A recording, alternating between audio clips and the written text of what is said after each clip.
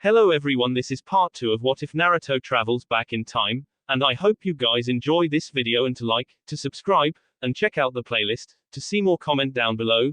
Now let's start the intro. They call me a god. They call me a god. They call me a god. En-na-u. Shush. Sakura-chan. Don't talk. I'm going to get someone to heal you. Sakura exhaled, but Naruto knew she was struggling to breathe. They were ambushed even though they were so close to their destination. Someone had to have seen all of the explosions from their camp. He had been throwing around Rasengan after Rasengan as well as tossing explosive kunai all over, not showing any mercy to their ambushes after Sakura had been injured. Normally he would only aim to cripple, since their opponents were mere puppets under an everlasting genjutsu, but his rage made that an impossibility. While he was trying to make some space for them to fight, an enemy had come out of a shadow and struck Sakura in the back of her chest with a sword, running her through. He wasn't a medic, so he had no clue what kind of trouble she was in. All he could see was that it looked very, very bad. So bad that she couldn't concentrate to heal herself, though considering the mission they finished she was undoubtedly running on fumes anyway. He had offered his chakra for her to use, but it took even more focus to use someone else's, focus she just didn't have. Barker. The word was whispered, but was done with force. Specks of blood appeared on her lips and chin as she struggled to adopt a fond expression as she looked at him. Unfortunately the struggle to stay alive kept it from looking like anything other than a grimace. Naruto offered his teammate a tight smile, trying to ignore the slightly gurgled, breathless whisper. Yes, I am. Now hold on, I know someone had to have seen all of this from camp. We're not that far but I don't want to move you and risk making your injuries worse. He noticed as her lips finally managed to twitch upwards in a very small grin. She was probably relieved that at least some of her lessons had gotten through. Of course, he was about to say lessons be damned and he'd call upon Kurama's chakra to literally fly back to their camp. A tug on his jacket caused him to look down, seeing her blood-covered hand grabbing the green vest. Kiss. Me. Naruto's expression must have betrayed his shock, because before he could say anything she gave a firmer tug, pulling his face down towards hers. As he hovered over Sakura's face for a moment, he took in her features while trying to ignore the small trail of blood that went from the corner of her lips down along her neck, mingling with her pink hair. She kept her eyes closed, so Naruto moved in, gently pressing his lips against hers. It was almost as if she came alive again for those few moments, kissing back hungrily and fisting both of her hands in his hair, keeping his face close to hers. Naruto tried to concentrate on exactly what it was he was doing, kissing his first crush for what was likely the first and last time, while ignoring the distinct taste of blood on her lips, and the occasional cough. When they finally broke apart, he gazed down at her and quickly noted that she had started shedding tears. Still. Love you. Sakura-chan, I love you too. I always have. She smiled again, or at least tried to.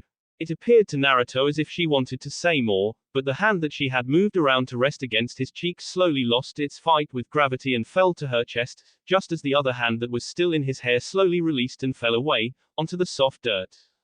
As he watched her eyes slowly lose focus and smile fade, he began to revisit in his mind all the times they had spent together in the past, from the moment they were children up through this war.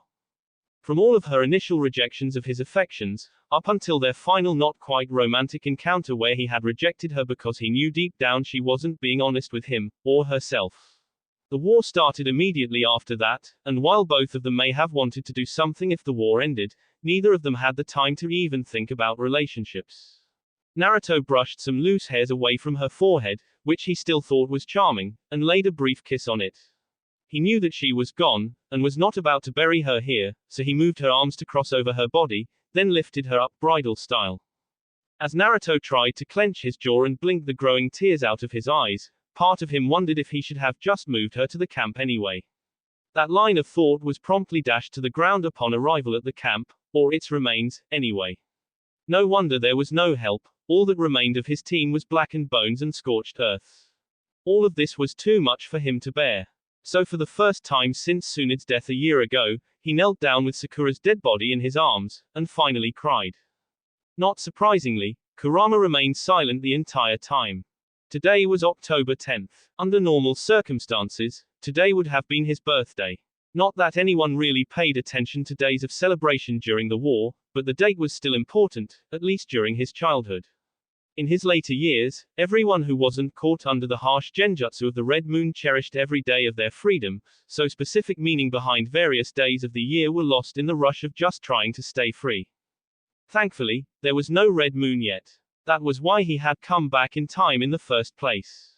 The Hokage had him sitting in on meeting after meeting, trying to figure out what they could change without it altering everything Naruto knew of the future. As for the day of October 10th, before the Kyuubi was freed on the outskirts of Konoha, it was quite an unremarkable day. Since the only people who knew that today was his birthday were the Hokage, Danzo, and Yamanaka Inoki, he sincerely doubted that he'd get any well wishes or presents from anyone like he used to. Therefore, while it was his birthday, it was also just. Only thing that made this particular October 10th stand out was that Sarutobi had asked him to summon a few people to his office, those who he was planning on assigning to one of the missions that Tsukumo was going to have, but Naruto was taking over. The Hokage had decided not to send any of the original members he had planned on, and instead was going to place shinobi on his team that should be able to support him better, if he was in fact a one-man army, as he claimed. Naruto stopped his thoughts as he came up on the outskirts of the Uchiha compound. The area was rather large, even larger than he remembered from when he was younger. Admittedly, it may have been the same size. He didn't really pay much attention because Sasuke lived there alone after his entire clan was killed. Neither he nor Sakura really felt like hanging around in that empty area. The Uchiha compound of this time probably encompassed about 1/10 of the total size of the village. Even as other clans arrived and merged with the general populace that mostly consisted of descendants of the Senju, the Uchiha remained separate. As to why, Naruto could only guess. He remembered hearing from Sasuke and even Tsunade that the clan always wanted more say in the village, yet they chose to keep themselves apart from everyone else. Something just didn't add up. The blonde noted that several heads glanced up as he jumped over the compound walls, but returned to what they were doing previously when they probably realized that he was just an Anbu. The outfit itself was rather nice, he had never gotten to wear one previously. Or never chose to, mostly, his typical clothing suited him just fine for as long as he could remember. Unfortunately now he wasn't going to get away with wearing orange, as he quickly found out that a younger Sarutobi Hiruzen was much less likely to be lenient towards a man who was once Hokage and the leader of the United Shinobi Army. He had found some dull orange fingerless gloves, however, so he wasn't completely without the color that meant a lot to him. The Hokage didn't comment about them either.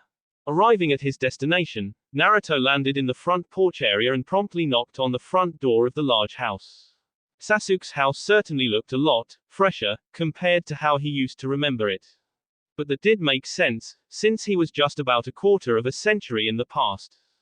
The door was answered faster than he had been expecting. A young servant girl, judging by her appearance, her eyes went wide when she saw him standing there. He tried not to look intimidating, but with a tanto strapped to his back and the mask covering his face, it was hard not to.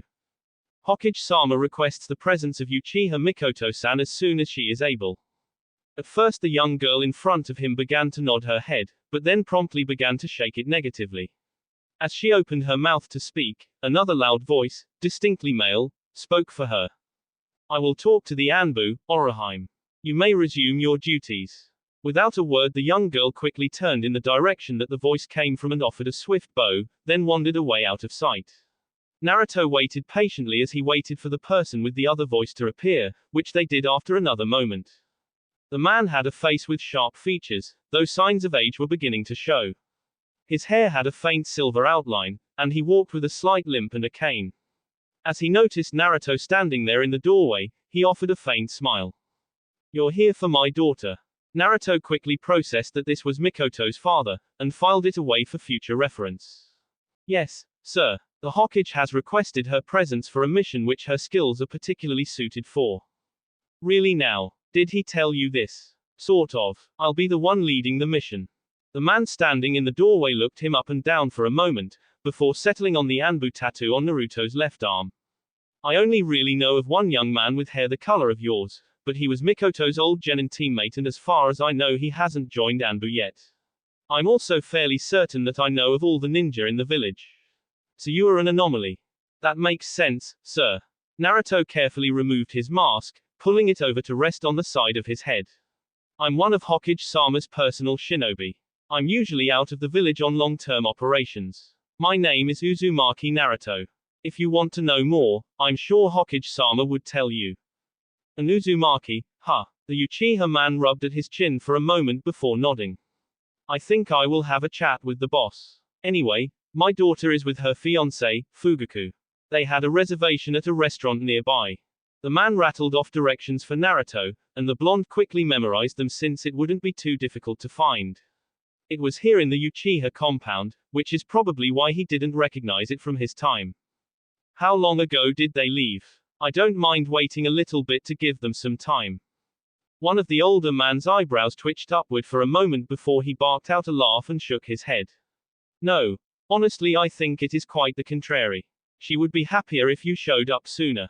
Naruto tilted his head to the side, the universal way to go, huh, but the man simply continued shaking his head. It's not for me to explain why. But thank you for being polite. That's something not many are, especially to us Uchiha. Why not? The aging Uchiha stared at Naruto incredulously for a few seconds before sighing. You really aren't in the village much, are you? Don't worry about it, explaining would take too much time and you need to go find my daughter. We wouldn't want to keep Hiruzen waiting. Naruto's eyes narrowed ever so slightly as he placed his mask back over his face. This man and the Hokage were on a first-name basis. Ignoring that thought for now, he bowed forward slightly. By your leave, Uchiha-sama. Call me Kagami. It's my name, after all. Very well, Kagami-sama. That said, Naruto disappeared in a small swirl of leaves. Kagami chuckled and shook his head before gently closing the door in front of him. Mikoto sighed internally as she stared at the food on her plate. She had nibbled at it, of course, to be polite, but her appetite was completely gone. The date so far had been pleasant, but that was it. Just pleasant, and bordering on boring. She looked across the table at her fiancé, who seemed to be consuming his meal with gusto. He was 5 years older than her, and had graduated the academy at the top of his class the same amount of time before her. He was a jonin before she even graduated, and on top of that he was a shoo-in for being the next head of the Konoha military police.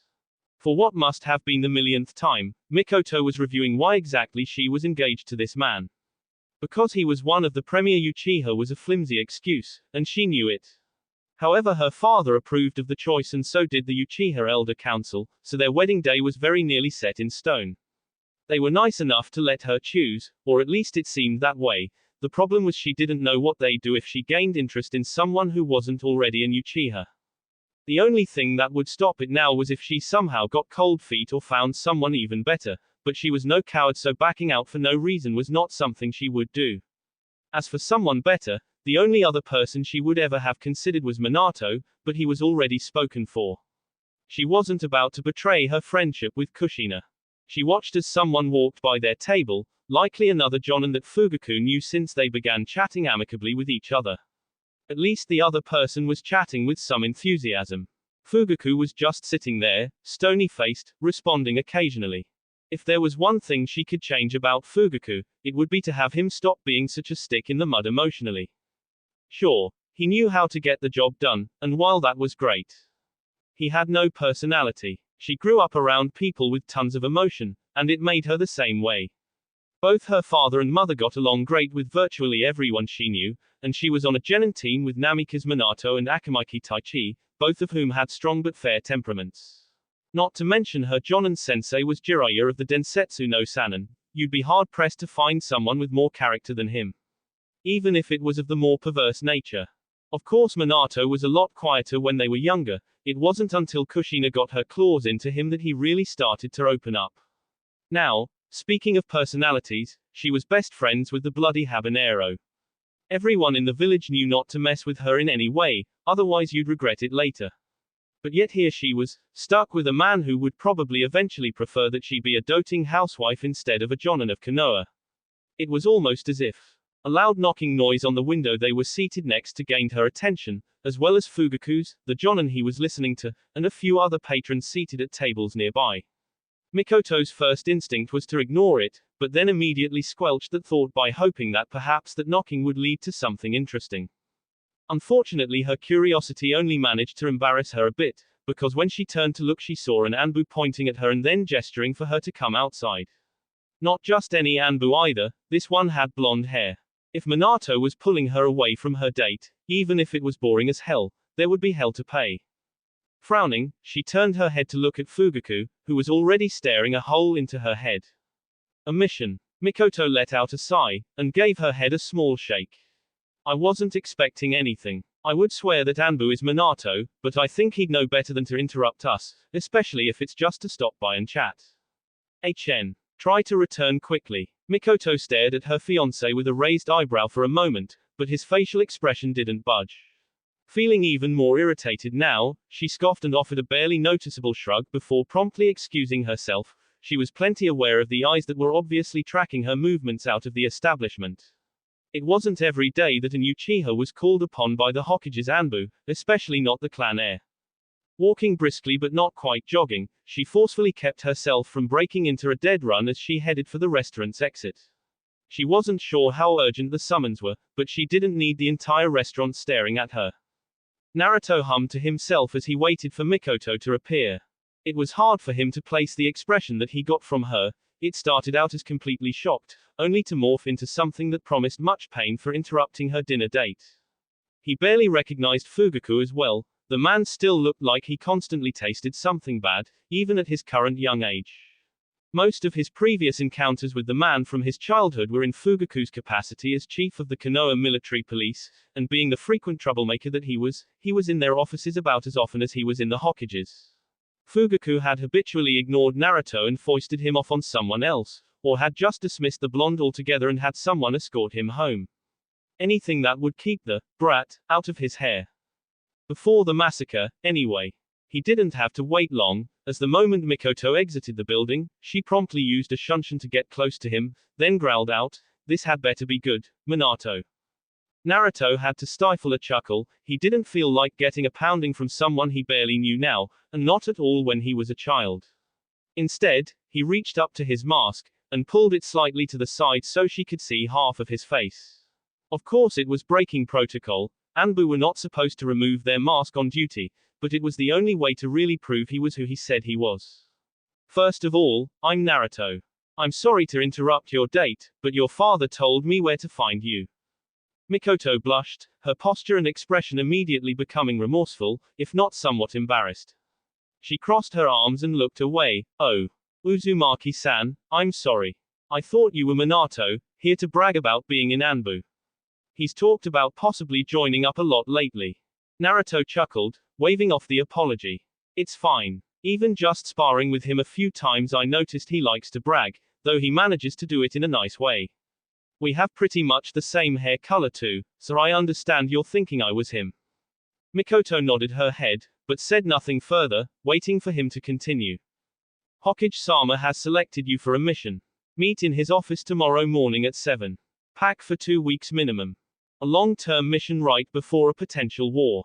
What is the rank? It's an A rank, unless Hokage-sama specifies otherwise. Even I only know so much. Do you know who will be in command? Naruto nodded as he moved the mask back to cover his face. Me. That said, he disappeared in a swirl of leaves, leaving Mikoto standing there. Fugaku watched as Mikoto turned around and walked back towards the entrance of the restaurant. He had kept a discreet eye on the proceedings outside, and even if he couldn't hear what was being said, body language was fairly easy to understand. It was obvious that his fiancée was both surprised and embarrassed about something at the beginning of their conversation, but then it immediately switched over to all business. It remained that way for the rest of their conversation until the Anbu left, and she looked surprised again. He didn't have to wait long to ask what was going on, as she appeared at their booth and sat down in it sooner than he had expected. So, Mikoto shook for a second as if she was waking up from a trance, then offered a small smile and shook her head. Sorry, I was just thinking. I've been tapped to go on a mission for 2 weeks. I have to be ready to leave tomorrow morning. Rather sudden, don't you think? The woman nodded. Yes, I wasn't expecting it at all. But it's better than sitting around here doing nothing. Yes, village patrols really aren't something you enjoy, do you? I know they have to be done, but I prefer to take action. We've been over this. Fugaku merely grunted as he looked at his food again, and continued eating. It was strange, in his mind, that the Hokage would call on Mikoto of all people to run a mission.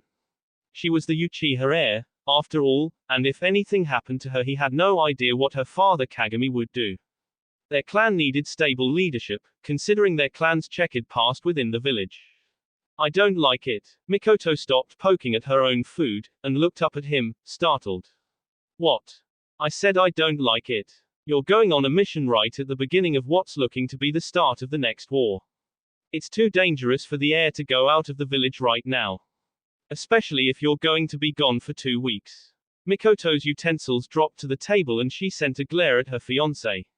So what? I'm just supposed to sit here and be coddled like a princess within the village. I'm a Jonin of Konoha, I want to help my village, not just be protected by it. Fugaku's eyes became uncharacteristically wide as he suddenly realized he had hit a sore spot. He tried to find the words to deflect or change what he said, but they weren't coming. Mikoto didn't even wait for him to say anything anyway, as she promptly stood back up from their table and stormed out of the restaurant. All eyes were on her as she left, and then settled on him when she was out of sight. All Fugaku could do was sigh. He knew she was sensitive about the topic of her being a Jonin while being the only legitimate heir of the clan. Still, he firmly believed that she had more than just her own wishes to think about. What about the rest of the clan? Other than perhaps the Hyuga, the Uchiha were the largest clan in the village. That was a lot of people she would have to speak for someday. I'm sorry sir. Did you want anything else? Fugaku eyed the waitress for a second before shaking his head. No, I'm fine. Thank you. Very well. Here is the bill for the meal. Thank you for your patronage. The waitress handed him the bill, and then moved over to another of her tables. He looked at it, then over to Mikoto's mostly untouched meal, then back to the bill again before frowning. She could have at least paid for her portion if she wasn't going to eat it. A.N. Name. Age. Rank. Naruto 20 Jonin Commander. Mikoto 19 Jonin. Minato 17 Jonin. Kushina 16 Special Jonin. Kakashi 8 Chunin. What are you doing? Toby turned his head slightly, barely acknowledging the presence of the only truly living Uchiha left. I am doing what I always said I would. I managed to tire out the container of the Nine Tails enough to capture him, and I will be starting up the extraction process shortly. What? We had a deal. Naruto was my target. You took too long. I was not going to wait for you to defeat the boy while I sat around twiddling my thumbs. My patience with you has grown thin. Sasuke stood there, glaring at the aged foe Uchiha, but said nothing further. Toby turned his masked face to look at the only other member of Akatsuki still alive. Zetsu, begin the extraction. I will join you after a moment. It will take us a while, but not as long if Sasuke decides to grow up and join us. The moment he turned around, his instinct began screaming at him that something was wrong. Making himself intangible, he watched as a Chidori lance pierced right through where his heart was barely a second ago. Instead of getting angry, Toby sighed. That was the biggest liability about Sasuke, he was unstable. The young man was useful at first, but now he had become an annoyance. It seemed as though he really would be the last of his clan. Want help, boss? No, Zetsu, proceed with what I asked you. It would appear that I need to teach this child a lesson. The space around Toby warped, and he was no longer there. A noise of surprise and perhaps pain came from Sasuke, and then he warped as well, to who knows where. Deciding to do what he was told, Zetsu brought his hands together in a sign and began the extraction process. The Gedo Mazo glowed briefly, then a white aura surrounded the unconscious Naruto. The minutes passed uneventfully other than the occasional rumble and shake that came from above the cavern. Whatever the two men were fighting about, Zetsu did not know, or really care. Sasuke was boring, insanity was only fun to watch for so long, then it just became stupid. As for his boss, he knew better than to cross the man. Somehow he had eyes and ears everywhere, and could warp to your location no matter where you were, at any time. Zetsu had considered sending a clone to go watch their pissing contest, but with his chakra split the extraction would just take longer and probably anger Toby in the long run. That was something he really had no desire to see, let alone face. Zetsu was brought out of his musings as he noticed that the chakra streaming from Naruto into the Gedo Mazo seemed to be shrinking, but it was way too soon for the job to be done. Focusing his chakra through the statue, the amount of Kyuubi's chakra being pulled away seemed to slow to a trickle, which was the exact opposite of what was supposed to happen. Suddenly there was a blast of golden-orange chakra that shot away from Naruto, directly towards the statue. A loud groaning noise filled the cavern, and several cracks began to appear on various places across the surface of the Gedo Mazo. Startled, Zetsu's concentration faltered, and the statue let out another groaning noise as it stopped taking in the Kyuubi's chakra. Actually, it reversed. The reddish chakra was somehow being pulled out of the statue, back into the blonde Jinchuriki. Things happened quickly at that point. There was another rumble and shake, and then an explosion near the entrance of the cavern. As he turned around to investigate, another force came up from behind him, somehow grabbing him by the neck and both sides, and pulling him out of the ground in which he had partially hidden himself. He heard footsteps start to walk around him, and quickly discovered that it was Naruto. Apparently he was being held in place by the teen's clones. He tried to drain chakra from them through his spores and skin contact, but found them to be surprisingly resistant. What? How did? You should be exhausted. A risky gamble to find the Gedo Mazo. But still, none of the other Jinchuriki were able to stop the Biju from being pulled out of them. It's supposed to be impossible. Naruto smirked. Nothing is impossible. I didn't want to let go of the Kyuubi, and he didn't want to leave me. Our wills combined were stronger than that of the Gedo Mazo. I let myself get captured so that I could find it and release the other Biju. Before Zetsu could say anything further, Naruto had formed a Rasengan and shoved it into the plant-like person's face, killing both his light and dark halves immediately. Or at least that's what it seemed like. One could never be too certain with that shinobi. Unlike previous times he had hit Zetsu with his Rasengan, however, this time greenish-red blood and brain matter was scattered about, so it may very well have been the real one. So it looks like your gamble paid off. Naruto sighed in relief as he heard the familiar voice. Yes, Bar-chan. I told you. Tsunade let out a "Hmph" as she moved closer to the younger blonde, inspecting him carefully. Naruto quickly noted that she was in her Hokage battle gear, something he had only seen her in once or twice previous. Your job is done. Shizune and Ino are outside waiting to check your vitals and then escort you along with the Chushikage to the base camp. What? I can help. No. That's an order. It was already a risk letting yourself get captured.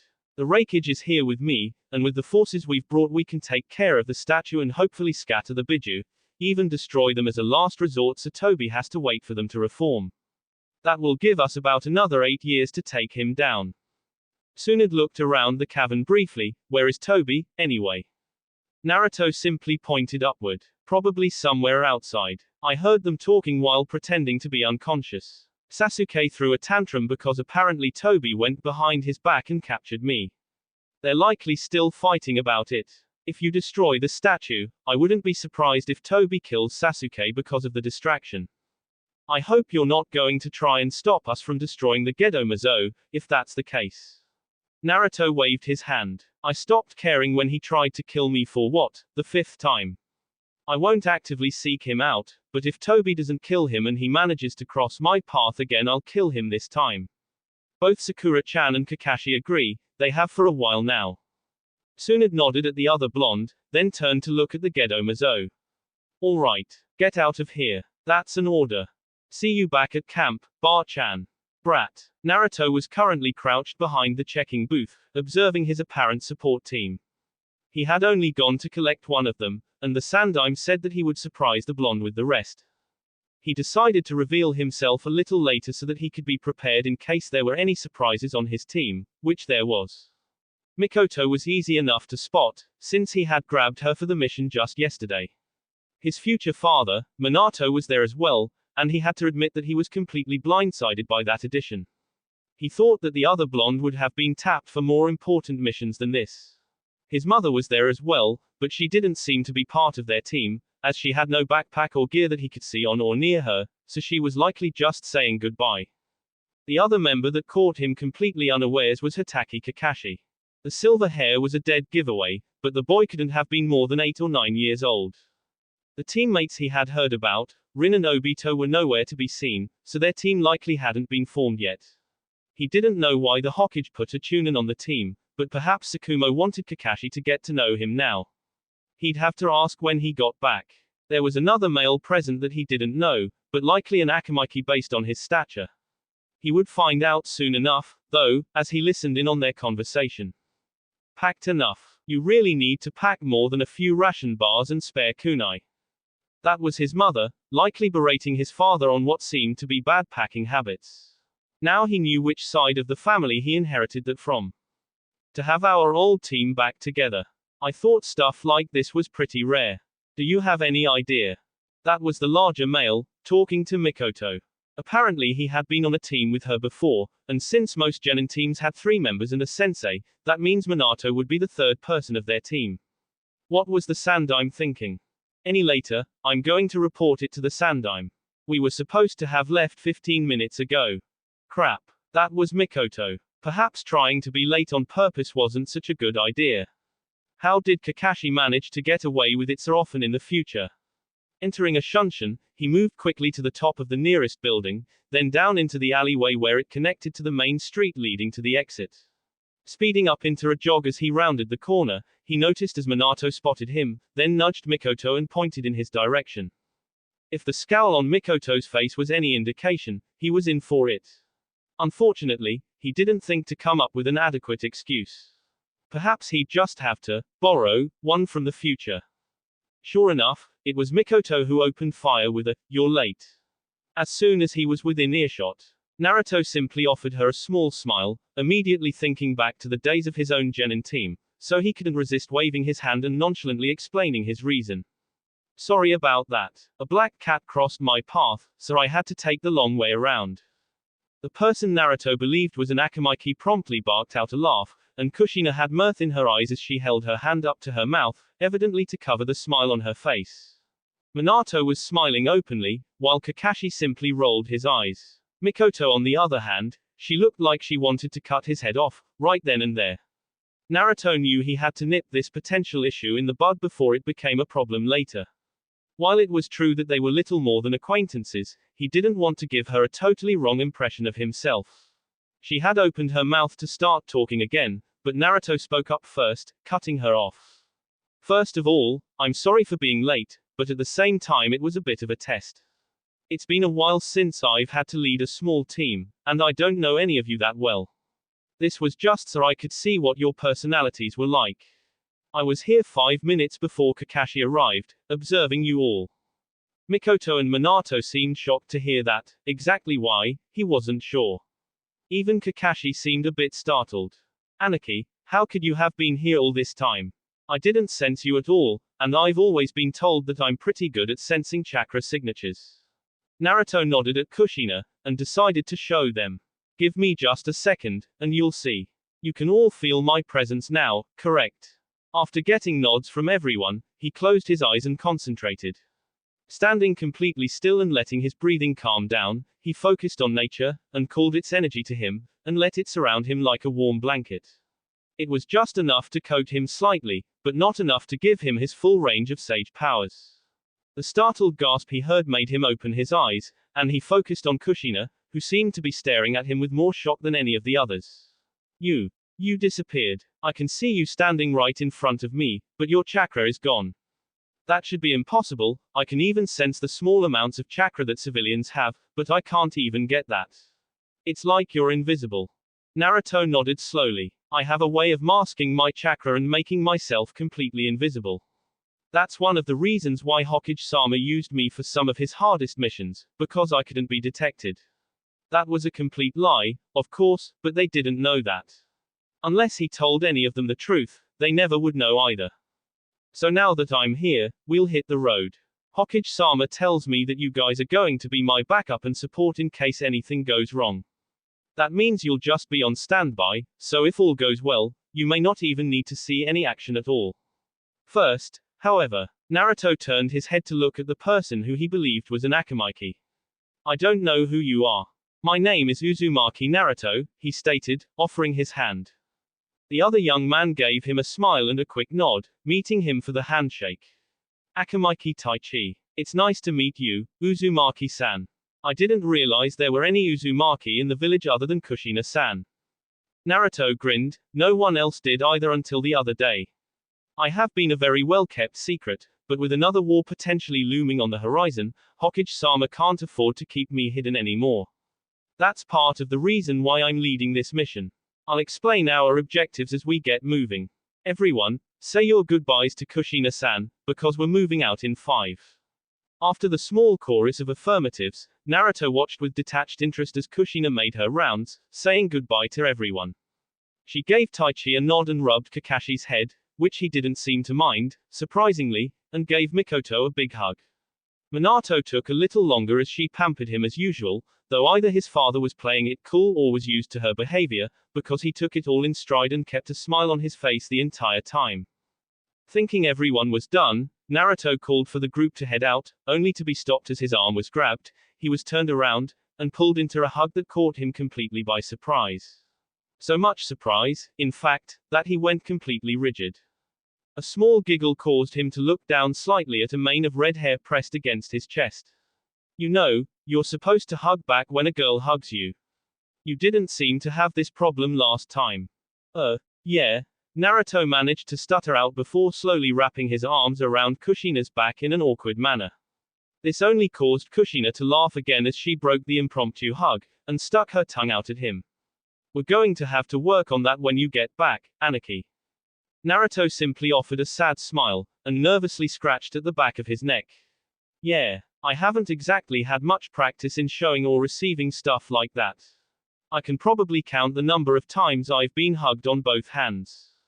Kushina seemed strangely crestfallen at that, but then seemed to get a gleam of determination in her eyes and shouted for him too, just wait until he gets back.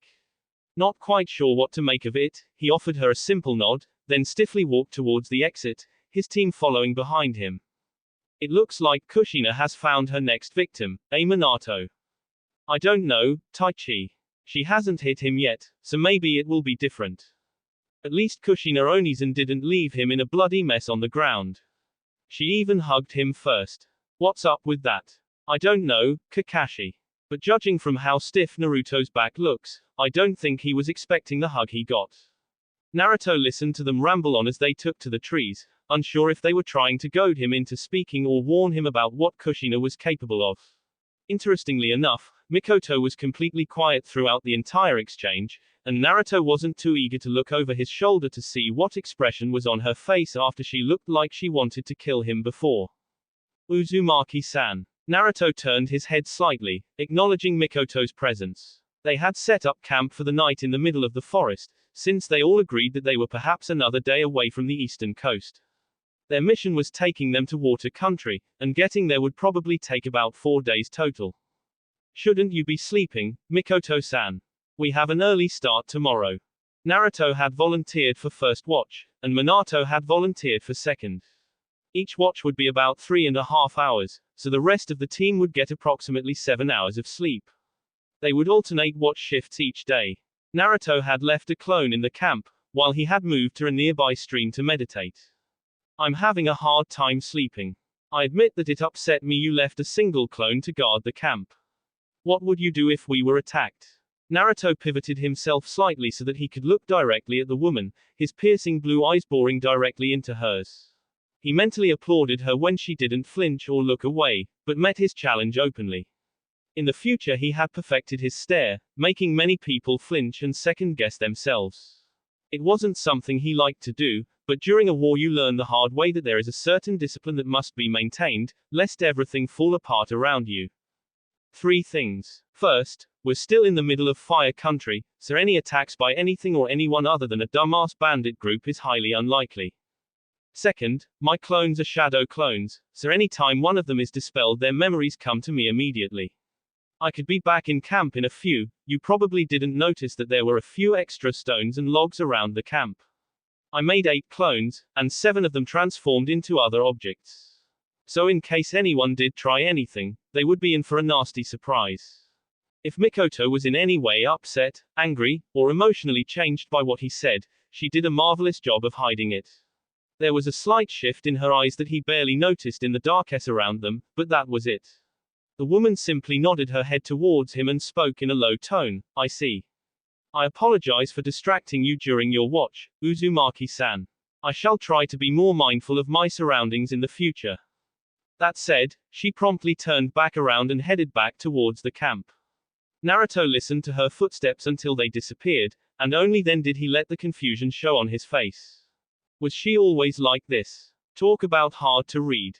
5 days later, Naruto sighed as he dodged the bone projectiles, yet again wondering why he was even bothering with this mission. For the umpteenth time he had to remind himself that it was because it was what Sarutobi wanted, it was one of the missions that Tsukumo may have failed in the future that got him to kill himself, and he needed to prove he was trustworthy. Oh, he knew that Minato was on the team to observe him, and Mikoto probably was too. In fact, he wouldn't be surprised if that was the reason for their entire team being here. Kakashi was probably just added as a distraction, of sorts, even if he was a skilled distraction. Kakashi also referred to Minato as senpai, or san, and not as sensei, which again reminded Naruto that they likely didn't have the relationship yet that Naruto knew they had later on. Stay still, Konoha scum. Naruto snorted, then quickly formed a low-powered Rasengan in his hand and sped up close to the Kaguya clan member, pressing the spinning ball of chakra directly into the man's torso. From what little he remembered about fighting Kimimaro, their clan had a blood limit that allowed them to use bones in quite creative ways. It wasn't as hard to locate their clan as he thought it might be, since they had entered the Bloody Mist Civil War. Everyone without a bloodline knew exactly where to find them and they were perpetually on high alert. Of course, always being on alert would eventually tire them out and lead to their eventual demise. No matter how skilled one was, you couldn't win when you weren't well rested. The blonde recalled that Kimimaro was notoriously difficult to injure and even Gaara and Lee had a hard time killing him. Then there was also the fact that Orochimaru had likely been experimenting on him for a while. However, it must have been him alone that had a high tolerance to pain. Unlike Kimimaro, the person that Naruto hit with the Rasengan screamed and went flying, landing hard on his back several meters away. Several members of the clan ran over to him as the man laid on the ground, groaning and clutching his chest. What did you do to Nobu? Are you here to kill us all? Naruto turned to look at a woman who was standing nearby in a defensive posture, her eyes remaining on him even though they occasionally twitched towards her fallen clan member. She didn't have the two pale dots above and between her eyes like some of the other members and the Kimimaro from his future did, and she wasn't preparing to attack him with bones either. He guessed she was from outside the clan, but was now with them through marriage or other means. I asked to talk to your leader and he attacked me. I heard the Kaguya clan was bloodthirsty, but this is a little ridiculous. We're in the middle of a civil war, in case you didn't know, since you're not from around here. Asking to see or speak to the leader of a bloodline clan when you aren't a member of one is tantamount to declaring war against the clan. Naruto sighed internally. Of all the stupid. I see. I apologize then. Can you relay the message that I'm here with an offer to the Kaguya clan to join Konoha as a full clan, with all the rights that entails, so long as you swear loyalty to our Hokage? There is a greater war on the horizon, and we would like to offer an easy way out of the civil war in Water Country. Fool, why would we want to leave one war only to enter another?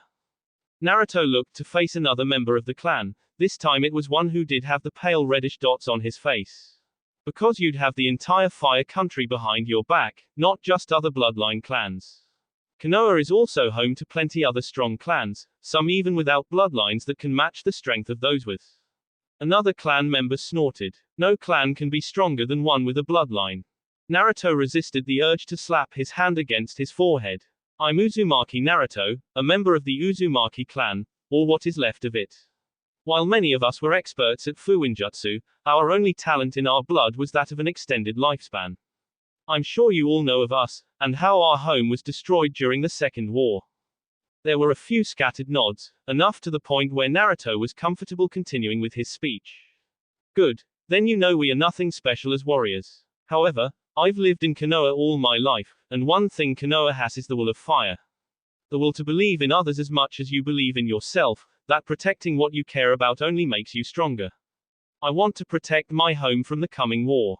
Bring your 3 strongest warriors, and I will beat them, proving that what is in your blood does not make you strong, it's what is in your heart. Many of the members of the Kaguya clan looked amongst each other. Naruto noticed that quite a large group of them had gathered around to listen to him. One of the more elderly among them stepped forward, which caused a few of the other clan members to look at him in shock. Based on their expressions, this man must have been the leader of the clan. Young man, am I to assume that your Hokage has given you the authority to speak on his behalf? Naruto nodded, slowly reaching into a pouch on his vest and pulling out a small scroll.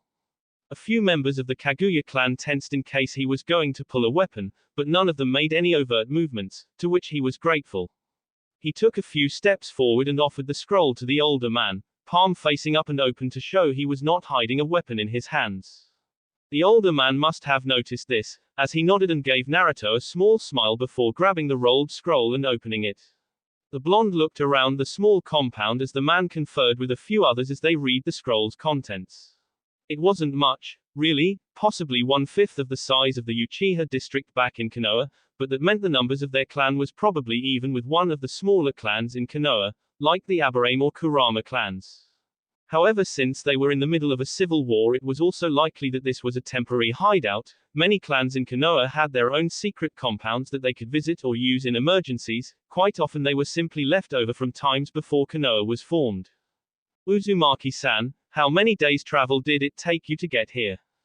Naruto focused his attention on the older man again before speaking. A little over 4 days, traveling at full speed with a small team. A small team. They let you come here alone. I'm stronger than my entire team combined if I was to go all out. I don't mean to brag, but it's true and I could prove it should it be necessary. My Hokage knows this. They were sent as support so I could get rest while they keep a small camp as a safe zone. Very well. The Kaguya elder rubbed at his chin as he eyed Naruto speculatively. How long until you arrive back in Konoha? My mission duration was set for 2 weeks. I will contact as many clans as I can before my time expires. Setting aside about 4 days for travel time, that gives me a little over 4 days to talk to as many clans as I can. So we aren't the only ones you are after. At least you're honest. I can appreciate that. Not many know the value of honesty these days. Naruto nodded and decided to toss another bit of information at him. Hokage-sama also says that if you still have the blood plague that infects your clan, he will recall Tsunade of the Densetsu no Sanin to try to find a cure. That particular comment got a few shocked gasps and exclamations from the small gathering. Apparently their little problem wasn't well known outside of the clan, or at least they didn't think it was. It didn't affect all of them, but it was crippling to those that it did. That was one of the larger reasons why their clan had died out by the time Naruto was growing up. The civil war whittled down their healthy members while the disease claimed the rest. We were already prepared to travel to Konoha. But that just offered more incentive. Please give your Hokage our thanks, and expect the Kaguya clan in about 1 month's time. Naruto smiled in relief. That was one clan down, and they actually accepted to boot. As he turned to leave, a vague memory tickled at the back of his mind. Was Kimimaro born yet? Perhaps when the clan arrived, he would have to investigate. He could almost hear Kyuubi ranting to him about the chaos theory now. Almost. That will be it for this video. If you want more, comment down below, like, subscribe. And see you guys later.